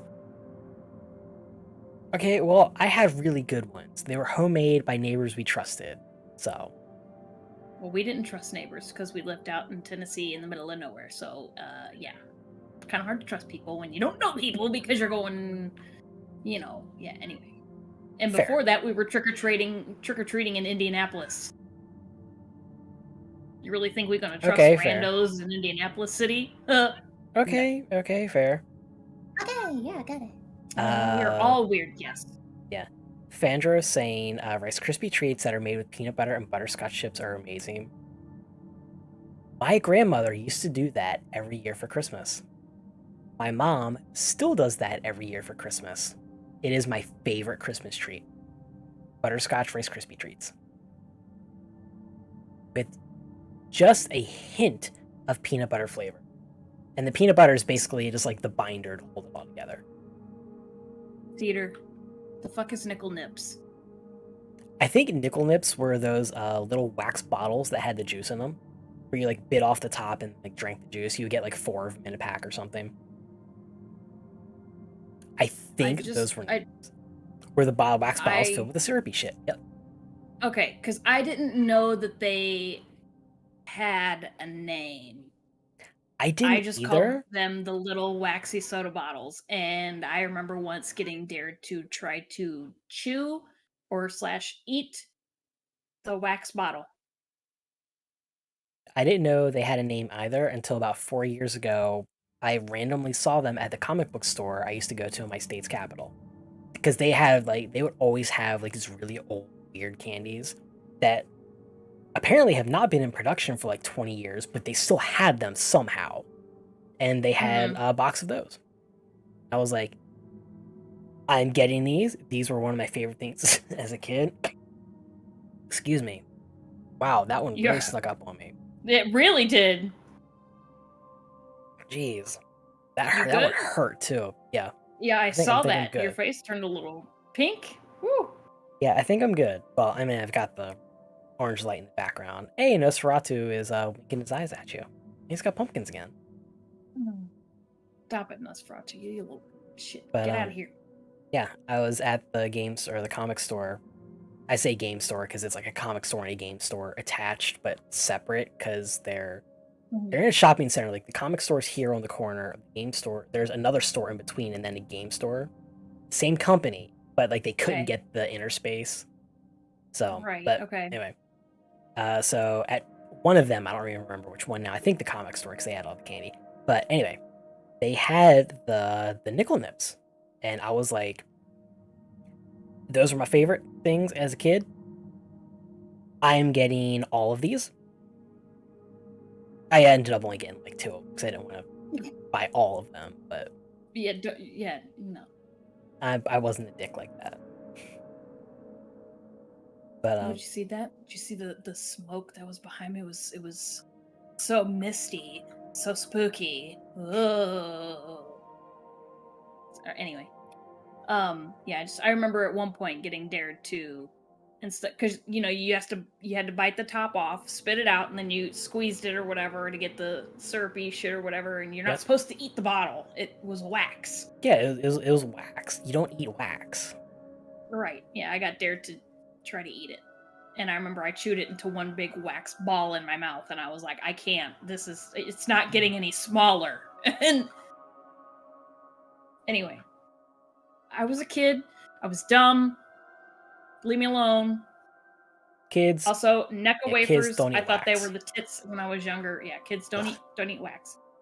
Necco wafers were always gross to me. I can never eat them. You weren't supposed to chew it? No, you weren't supposed to chew it. At least I was told that after I got older, but I had always chewed on it. Yeah. See, I would chew it to get the last little bit of flavor out of it, and then I would spit it out. Like I never swallowed it. Also, Cedar, I know the candy you're talking about, the peanut butter and nougat thingies. I know candy you're talking about. I have no idea what they're called because I would always throw that shit away because it would make me gag. It's disgusting. I think it started with a Z. Weren't those like honeybees or something like that? Abba Zaba? Abba Zaba. I've never heard them called that.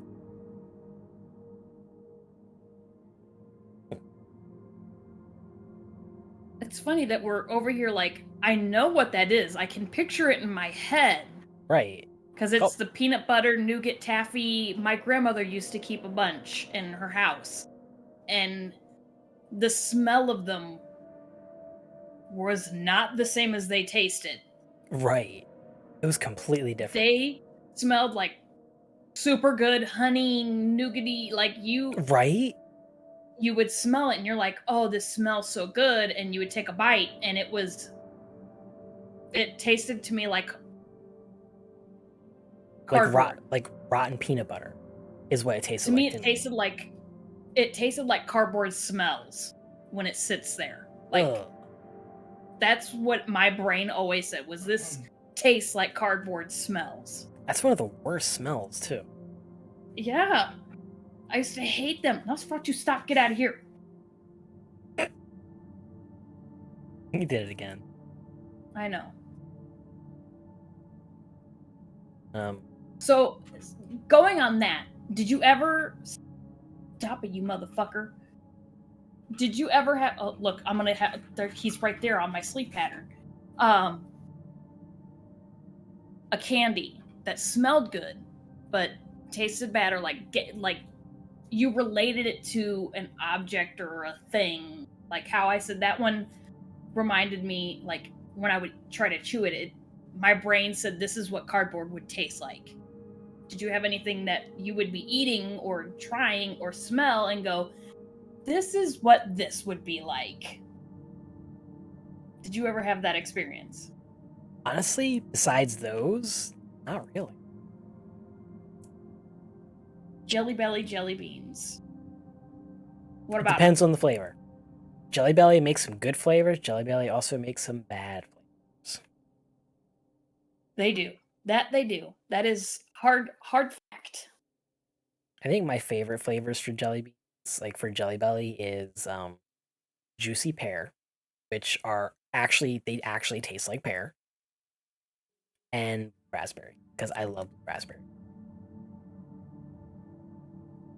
The flavors and relating them to others. Yeah, but I'm okay.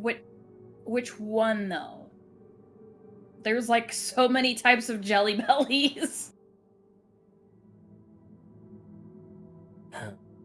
Doesn't Jelly I don't Belly? know. They weren't the ones that did Birdie Bot's every flavored beans, but Yeah. they were the ones that did that. Okay. Mhm. I never tried those. I did try the Bean Boozled. I've tried those a couple times on stream.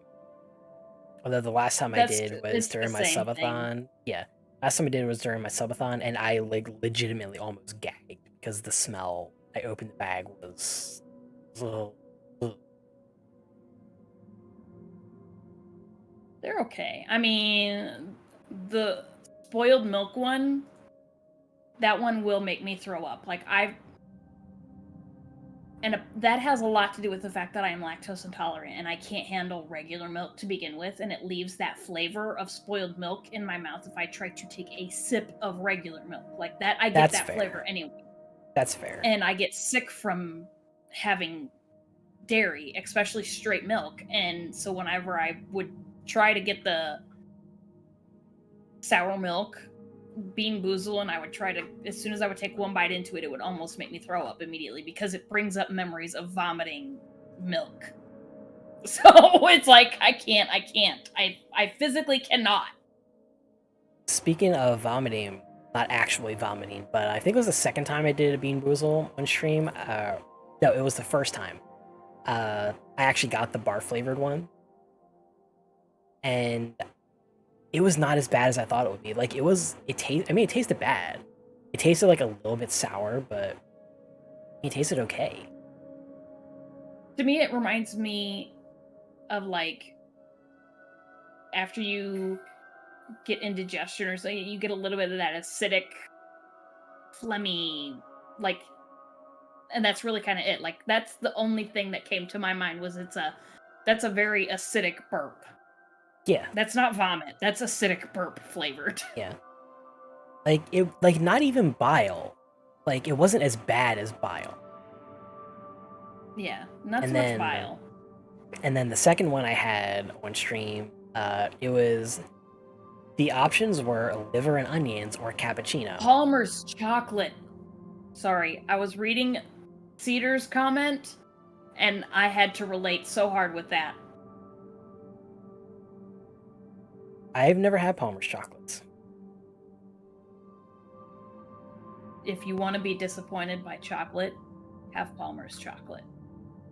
I'm not a huge fan of chocolate, so I'm kind of disappointed in all the chocolate I ate. Cedar is the dryad.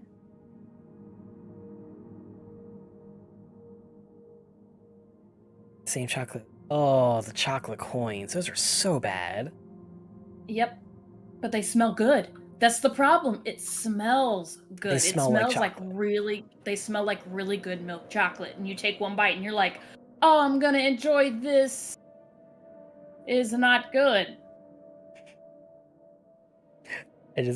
Sorry. I just had a thought that just made me laugh. Chocolate It scented might wax, make you yes. laugh too. Oh boy. Like, I was just thinking, you know how, like, if they want to use, like, they want to make, like, commemorative coins, but, like, cheaper, they do, like, gold-plated or silver-plated. Those chocolate coins are probably chocolate-plated. Stop it. It's not even chocolate flavored. It's not chocolate. It is heresy and crime against all that is good. Yes, Palmer, stop. Get your shit together. It's chocolate-plated wax. Chocolate plated wax.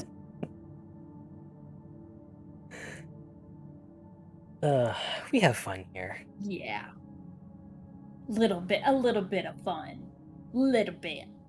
Yeah, no. I remember as a kid, I used to like Palmer's chocolate until I became a sophisticated human and had real chocolate. And then I was like, Palmer's.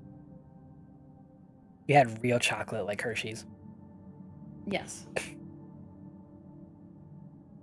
Thank you, Cedar. I got this at Hot Topic. You could probably tell this is a very Hot Topic design. Yeah, this is one of my favorite shirts. Pumpkins. Yeah, that's literally because I loved caramel so much. That's where I got, because I remember seeing the P symbol was always like a bunny head or whatever, I think, in the Palmer's chocolate, or it was the A or something. I remember there was a little bunny symbol that they had. And I remember the caramel pumpkins, and those, I was like, this is good. This is good. No, their caramel was good. The chocolate was bad. Okay, Yeah, speaking of something kind of tangentially related to that, I know we're talking about Halloween candy, but there is another candy that I want to talk about that used to be so freaking good, and the last couple years, it's just, like, disgusting. Cadbury cream eggs.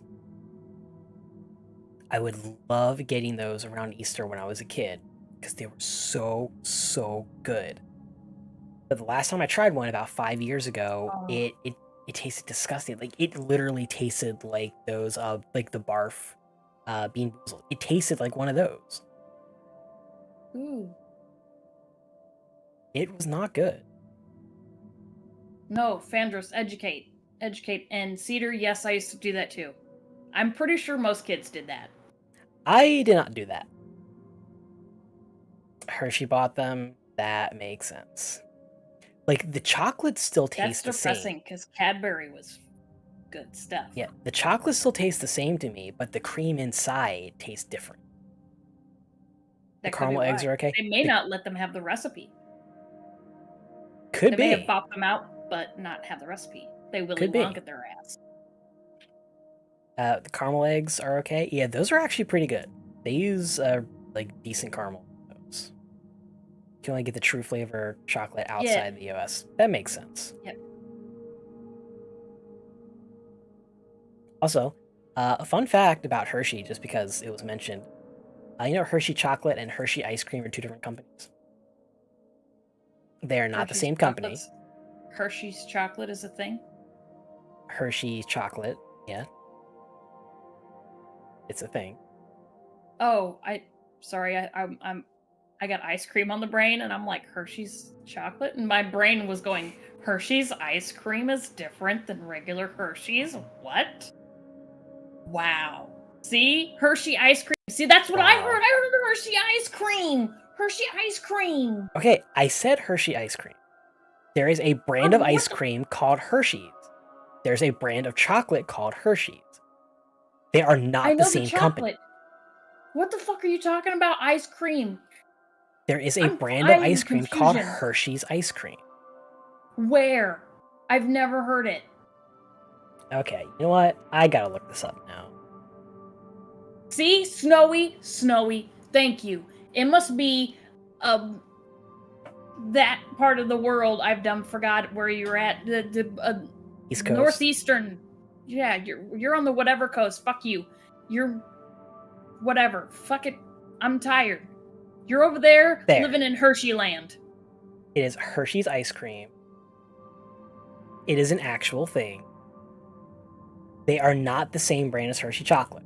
They actually started around the same time by two different people in two different states whose names were Hershey. Never heard of this. Never seen this. Never ever in my entire life have I ever seen this brand. I'm not even shitting you, Mika. I've never even seen this brand ever for ice cream. Is it good? It's okay. Like it's like mid-tier ice cream. It's not the best, but it's also not the worst. Okay, on a scale of Dairy Queen to handmade ice cream. That's a big scale. Let's limit it a little more. Dairy Queen and Blue Bunny. I can't remember the last time I had Dairy Queen or Blue Bunny, so that scale's not gonna work. On a traditional scale of 1 to 10, Hershey's would be probably about a 6, maybe a 5.5. I'd still eat it. Oh, I would eat it too. If there were no other options for ice cream, I would absolutely eat it. If there were other options for ice cream, like Breyers or Haagen-Dazs, then I would pick that over the Hershey's. But okay, Hershey's it's not bad, but it's not good. So if you were at a store and you saw that they had Haagen-Dazs or the Hershey's, you would grab Haagen-Dazs. I would grab Haagen-Dazs because I know that's a better brand. It tastes better to me. Okay. That's on the scale of what the fuck ever to what the fuck ever. Got it. Great. Excellent. Yep. So like the chocolate. Yeah, kind of like the chocolate. I think the lowest tier ice cream is the 2-gallon bucket. I may have to fight you on that because I've actually had some pretty good 2-gallon bucket ice cream. And yes, Fandros, it does depend on who made the ice cream. If you left it to my son, you're gonna get milk slush. Yep. Because he gave up. I'll say the we best did the ice whole cream. science experiment for it, and he made milk slush and said, "No, thank you. I'm out. This is too cold. I don't want to do it anymore." Say the best ice cream I ever had was homemade ice cream that my uncle made about 10 years ago. It was his very first time making ice cream, but he actually has had training as a professional chef. He makes very delicious food, and I was surprised at the quality of the ice cream he made on his very first attempt. Although it was so rich, it was like 1,000 calories a bowl. So I had like a quarter of a bowl, and I started getting a stomachache. That's so good though. One meal a day, bam, the ice cream. Worth every bite. Worth it. Anyway, we were talking about candy. How did we get on the topic of ice cream? Because you said candy, you said Hershey's. I said Hershey's ice cream. Hershey's ice cream, and I did say to that. The point where you made my mind, you made my brain meats go brr, like full on. Like I had almost a full shutdown for a second because I'm like, the fuck Hershey's ice cream? That's a thing. Now I want ice cream.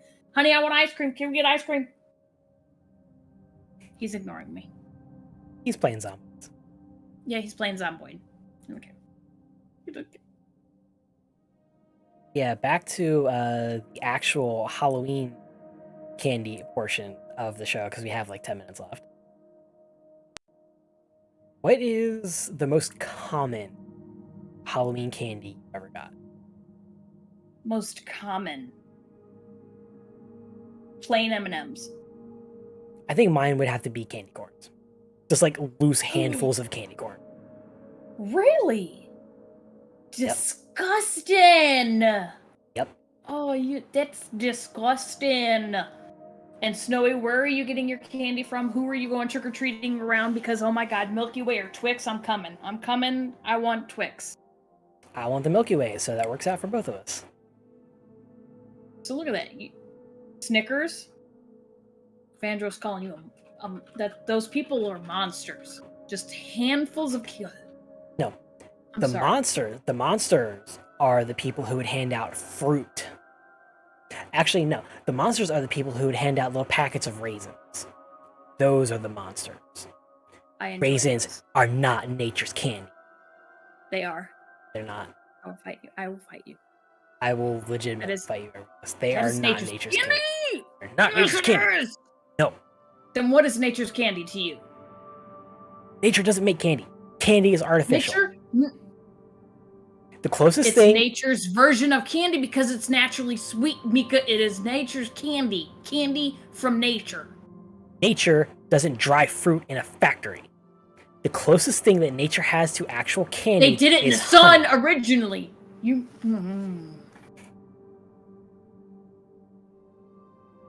It's nature's candy. No. Nature's Raisins- candy. It is freaking delicious. You shut your mouth. Raisins are not nature's candy. Bee vomit is nature's candy.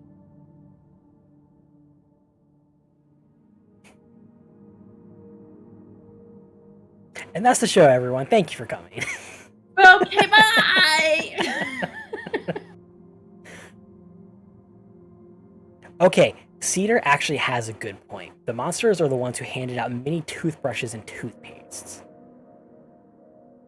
Look, who is Khan, and why you fighting him? I believe Khan isn't going to be born for another 200 years in Star Trek. Oh, okay, great. Yes, I remember. I actually, as a kid, I think I only had maybe 2 experiences that I can remember of getting toothbrush and toothpaste for I had one. Halloween. I had one experience with that, and it was so actually funny story. The person was a professional dentist, so Naturally. they kind of had to do that, but they also gave out candy as well. It was sugar-free candy, but still. Yeah.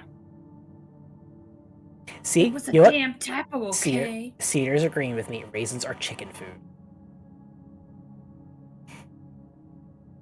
Are you calling us chickens? Are you calling us chickens? Because she even said raisins are delicious.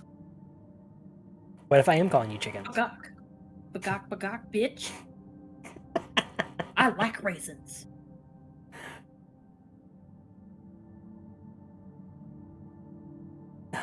Look up? No, I'm not gonna look up. Why? Where? What's up there? Chickens are mini dinosaurs. Chickens are absolutely mini dinosaurs. They are mini dinosaurs, and mini dinosaurs are cool, and dinosaurs were cool, and raisins and they like raisins, so raisins are cool. So fuck you, Mika. Raisins are cool. I don't think dinosaurs like raisins. Chickens are mini dinosaurs. I'm pretty sure if you stuck your arm out and offered a raisin to a crocodile, which is also a form of dinosaur, it would eat it. No, it would eat my arm. The raisin would It would happen also to be eat the there. raisin. It would also eat the raisin. Okay. Okay. If a crocodile had a choice of my arm or a handful of raisins, I think it would take my arm rather than the raisins. No, it would take the handful of raisins, because then it gets a hand and some raisins. Same, go. Bam. Well, you know what? I'm fucking delicious. Hey. No one take that out of Hey, context, please. bye. So I got black lipstick all over my hand. I'm not doing that again. Good job. Do it again. Do it again. There. Bet. Bet. Nope. The messages. You said that you and Mika were gonna fight Khan. So taste me, Gaz. I'm delicious. Cedar, thank you. Yes, I'm delicious. Thank you for that quote. Invader Zim was one of my favorite cartoons ever. Yes. And, you know, Gaz was fucking goals, by the way. I like Gaz. She's one of my favorite characters. Gaz was good, but I think I liked Gur better. Oh, Gur was the Gur best was- character by far. Gur was the best. Absolutely. It was a typo, Jan. I meant Jan Jan. Who's Jan Jan? I'm just Jan. Messing with you, Snowy. All right. It is actually getting to be about that time. We've only got a couple minutes left in the show. So yeah, let's go ahead and do our outro. Yes. Hi, Don Don. Hi, Jan Jan. Yep. Also, Bowl of noodles. apparently you're a bowl of noodles. Yep. Well, you know what? Noodles are delicious, unlike raisins. I'm also delicious, and so is a bowl of noodles. And raisins are also delicious, so fuck you, Mika. Nah. Anyway, thank you all for being here. This was our very special Halloween episode of Horror Talk. We did go over the origins of Halloween. If you were not here for the beginning of the show, it was about the first half hour or so. Yep, You can always... Samhain? Samhain. Yep. Samhain? Ancient Celtic talked about holiday of Samhain. Samhain. Yes, if you missed that part, you can always go back and watch the first part of the video. It will be posted here as a video on YouTube as soon as the stream is done. But yeah, we talked about that. We talked about our personal Halloween traditions, including our most embarrassing costumes, our favorite candies, our least favorite candies, our most common candies. Raisins are not candy, by the way.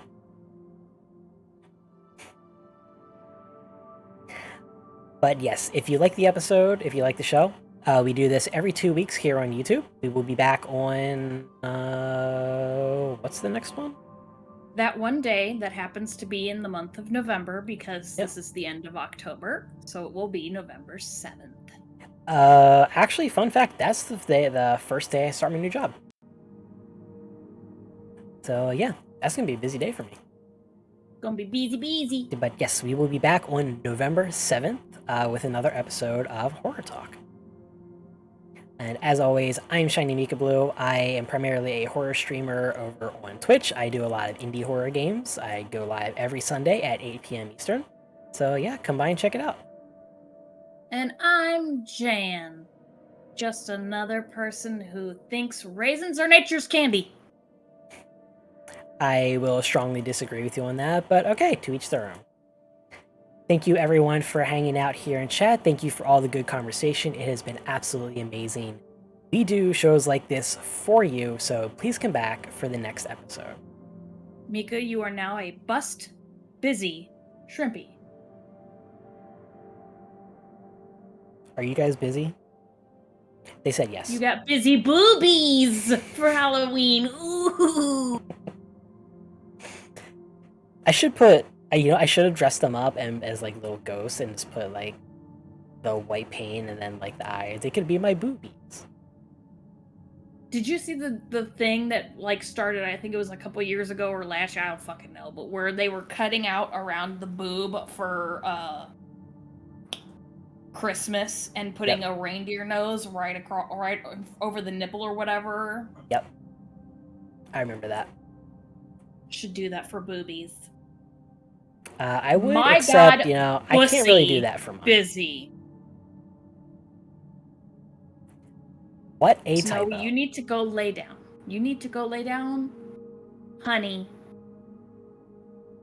Get yourself some raisins and go lay down. Or, an actually good piece of food, so. Nosferatu, stop it. You motherfucker. Anyway, that's our show, everyone. Thank you so much for being here. We will be back in 2 weeks on November 7th at 8 p.m. Eastern. I'm ShinyMikablu. I'm Jan. And happy This is Horror Halloween. Talk. This is Horror Talk. Happy and Halloween, yeah. Happy Halloween. We'll get it. We'll stop going backwards. Ready? 1, 2, 3. Happy Halloween from Horror Talk. Yeah, see, we got it. Fuck it. God damn it. End the sting. Good enough. Good night, everyone.